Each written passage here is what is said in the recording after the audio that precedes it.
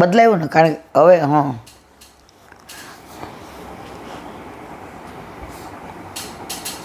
જો એમ ન કરે તો બ્રહ્માસ્ત્રનો દોષ ગર્ભને લાગે. હરિપદથી રક્ષા કરવાનો હેતુ કયો છે? ભગવાન સર્વનું દુઃખ હરનારા છે, માટે ભક્તોની રક્ષા કરે છે. આમ ભગવાને 4 પ્રકારે ઉત્તરાના ગર્ભની રક્ષા કરી. બહારથી કરી, અંદરથી કરી, બ્રહ્માસ્ત્ર અને ગર્ભ વચ્ચે રહીને કરી, અને ઉત્તરાને કોઈ તકલીફ ના થાય એમ કરી. સ્વમાયા, ભગવાને પોતાને આધીન માયા વડે ગર્ભની રક્ષા કરી. તે માયા કરોડો બ્રહ્માંડોના ભ્રમને નિવૃત્ત કરનાર, જ્ઞાનરૂપ અગ્નિને આવરણ કરનારની. તેથી તેવી માયા વડે ગર્ભનું આવરણ કરવું યુક્ત છે. વૈરાટ્યા, ઉત્તરા કોની પુત્રી હતી? વિરાટ રાજાની. વિરાટ રાજાની પુત્રનો ગર્ભ છે, તેથી તેના ગર્ભમાં દાહ ન થાય એવી રીતે રક્ષા કરેલી છે. વિરાટ રાજાનો અને પાંડુ રાજાનો વંશ ભક્ત હોવાથી, એટલે કે ઉત્તરા વિરાટ રાજાની પુત્રી અને પાંડવ વંશની હોવાથી તેના ગર્ભની રક્ષા કરી. વિરાટ રાજા ઠાકોરજીનો ભક્ત હતો, અને પાંડવો તો બે સંબંધે ઠાકોરજીએ ગર્ભની રક્ષા કરી. કુરુનંત્વે, તંતુ પદનો અર્થ પરંપરા અથવા પાલક બને છે. એટલે કુરુ વંશની પરંપરા રાખવા અથવા કુરુનો પાલક બનાવવા માટે ભગવાને ઉત્તરાના કુરુક્ષેત્રમાં યુદ્ધ થયું, બધા મરાયા. હવે કોઈ પાણી પાવાવાળું ન રહ્યું, તો એટલે કુરુવંશના ગર્ભની રક્ષા કરી. અહીં શંકા કરે છે કે બ્રહ્માસ્ત્રનો સ્વભાવ બાળવાનો છે. જો તે ગર્ભને બાળવામાં સમર્થ ન થયું તો બીજી કોઈ વસ્તુ કેમ બાળી ન નાખી? આ શંકાનું સમાધાન કરે છે. યદ્યસ્ત સત્રમ બ્રહ્મશિરસ્ત્વે મોઘમ ચા પ્રતિક્રિયમ વૈષ્ણવમ તેજ અસાધ્ય સમસામ્ય ભૃગુદ્રોહ. અર્થ, હે ભૃગુવશમાં ઉત્તમ સૌનક. આ કોણ કે? સૂતજી. કોને કે? સૌનક. ક્યાં કે છે? નૈમિષારણ્યમાં. જોકે બ્રહ્માસ્ત્ર બ્રહ્માજીનું મસ્તક હોવાથી અમોઘ અને અપ્રતિકાર. બ્રહ્માસ્ત્ર શું છે? નામ જ બ્રહ્માસ્ત્ર, બ્રહ્માજીનું મસ્તક. છતાં વિષ્ણુના તેજને પામીને શાંત થઈ ગયો. ગમે એવું બ્રહ્માસ્ત્ર હોય, પણ વિષ્ણુનું તેજ આવે તો શાંત. આપણા ઘરે ગમે એવી તકલીફ હોય, મૂંઝાયા હોય, વ્યથા હોય, પણ આપણા ઘરે આપણા માથે બિરાજતા આપણા ઠાકોરજીનો પ્રભાવ એવો જ કે એ બધું આપણા ઘરને અસર કરી શકે નહીં. સુમોધી, બ્રહ્માસ્ત્ર સર્વને બાળનારું છે, વાત સાચી. કારણ કે મહાદેવજીને પણ એના સંબંધથી પિશાચત્વ પ્રાપ્ત થયું હતું. તે બ્રહ્માજીના 5મા મસ્તક જેવું છે. તેના 2 સહજ ગુણ છે. અમોઘમ એટલે કે સદા પોતાનું કાર્ય પાર પાડે. કોણ? પિશાચત્વ. અને બ્રહ્માસ્ત્ર, બે ક્યારે તે નિષ્ફળ જતો નથી. બ્રહ્માસ્ત્ર તે અપ્રતિક્રિયમ ચ ન વિદ્યતે પ્રતિક્રિયા પ્રતિકૂલ ક્રિયા વ્યાવૃત ક્રિયા એવા યશોસ્ય. એટલે જેને અટકાવી શકાય એવી કોઈ ક્રિયા નથી. તમે બ્રહ્માસ્ત્રને અટકાવી ન શકો. આમ હોવા છતાં જે અદ્ભુત વાત થઈ તે કહે છે, વૈષ્ણવમ તેજ અસાધ્ય. વૈષ્ણવના તેજ વિષ્ણુના તેજથી શાંત થઈ ગયા. ઠાકોરજીના તેજ આગળ બધાય શાંત થઈ જાય. અહીં દાખલો આપે છે કે મારવા ઉત્સક વાક્ય મંત્રના બળથી શાંત થઈ જાય છે.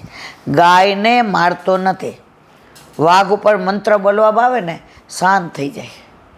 ગાયને મારી ન શકાય. એમાં બ્રહ્માસ્ત્રનું પણ એવું છે. એમ પરસાત્વિક વૈષ્ણવ તેજને પ્રાપ્ત કરીને બ્રહ્માસ્ત્ર શાંત થઈ ગયું. ગર્ભના પ્રાકૃત દેહને બાળીને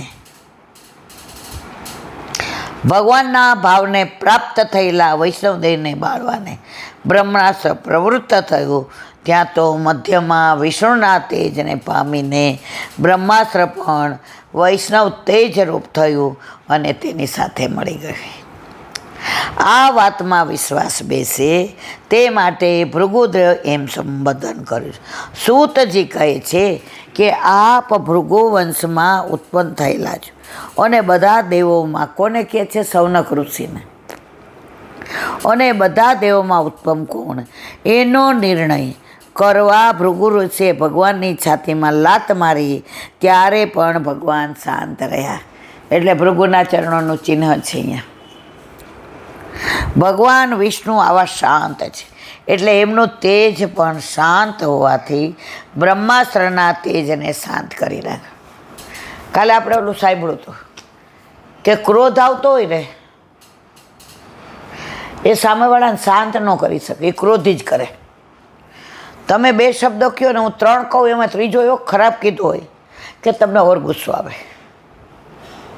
હવે તમે 2 શબ્દો કીધા અને હું મારું વાંચતી રહો, તમે 2-4 વાર ગુસ્સો કરો, પછી સમજી જાઓ આને, તો તમે શાંત થઈ ગયા ને. તો જો તમે શાંત હો ને તો ક્રોધવાળાને વગર બોલે શાંત કરી શકો. તકલીફ જ કોઈ આપણને 2 દે ને 4 ન કહીએ ત્યાં સુધી. આ બધામાંથી શીખવાનું એ જ છે.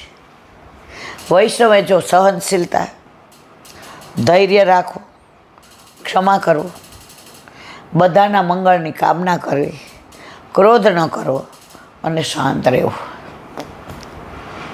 આ બધું શક્ય નથી, પણ પ્રયત્ન કરવાનો.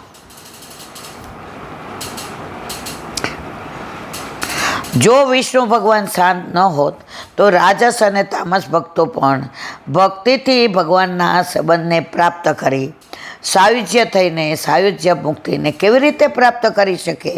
એટલે કે વિષ્ણુ ભગવાન સાત્વિક હોવાથી પરમ શાંત.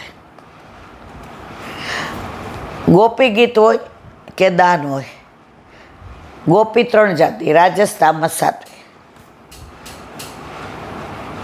રાજસ એમ કે શેની દો, તામસ કે દેવાય જ નહીં, સાત્વિક કે દીધા વિના રહેવાય નહીં. તો તમે સાત્વિકની સાથે રહ્યો તો સાત્વિક થાવ, રાજસની સાથે રહ્યો તો રાજસ થાવ, તામસની સાથે રહ્યો તો તામસ થાવ.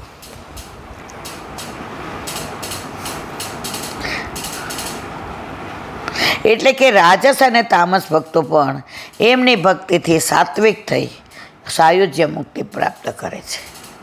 અહીં શંકા કરે, જે જીવ મુક્તિનો અધિકારી છે તે સાત્વિક થાય તે શાસ્ત્ર સિદ્ધ છે, પણ બ્રહ્માસ્ત્ર તો ચેતન રહે છે, એમાં ક્યાં આત્મા છે? તો એનું હવે સમજાય. વળી તેમાં મંત્રો દ્વારા દેવતાની સ્થાપના થયેલી છે, તે કેવી રીતે શાંત થાય? જો બ્રહ્માદિક અસ્ત્રો ભગવાનના સંબંધથી શાંત થતા હોય તો ભગવાને યુદ્ધમાં ફેંકેલા બ્રહ્માદિક અસ્ત્રો પણ શાંત થઈ જવા જોઈએ અને પોતાનું કાર્ય કરવામાં નિષ્ફળ જાય. માટે બ્રહ્માસ્ત્ર વિષ્ણુ ભગવાનના તેજથી શાંત થઈ ગયું એમ કહેવું યોગ્ય નથી.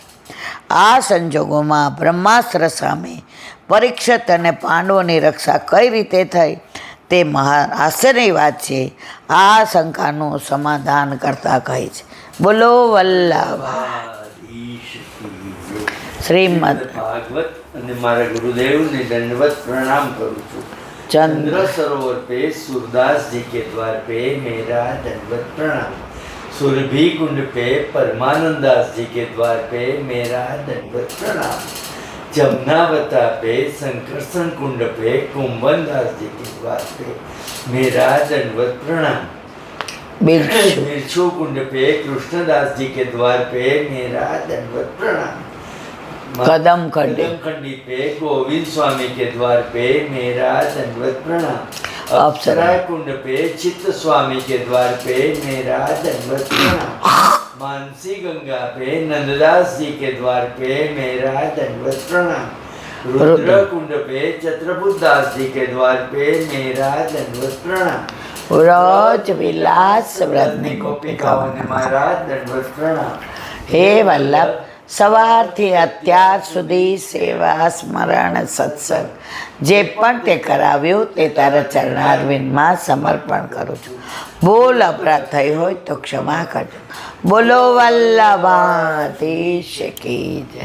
દ્રઢ ચરણ કેરો ભરોસો, દ્રઢ ચરણ કેરો, શ્રી વલ્લભનક ચંદ્ર છટા બિન, સબ જુગ માય અંધેરો ભરોસો, દ્રઢ ચરણ કેરો, साधन और नहीं आ कली में, क्या सोय निवेरो, सूर का कहे त्रिविध आंधरो, बिना मोल को चेरो भरोसो, દ્રઢ ચરણ દ્રઢ ચરણ દ્રઢ ચરણ કેરો। શ્રી વલ્લભાધીશ। આજનો આ સત્સંગ મારા વલ્લભના ચરણારવિંદમાં સમર્પણ કરું છું। ભૂલ અપરાધ થઈ હોય તો ક્ષમા કરજો। આ મારા વલ્લભની વાણી અને ભૂલ હોય મારી। બોલો વલ્લભાધીશ કી જય। બધાય વૈષ્ણવને જાજા કરીને જય શ્રી કૃષ્ણ, જય શ્રી કૃષ્ણ।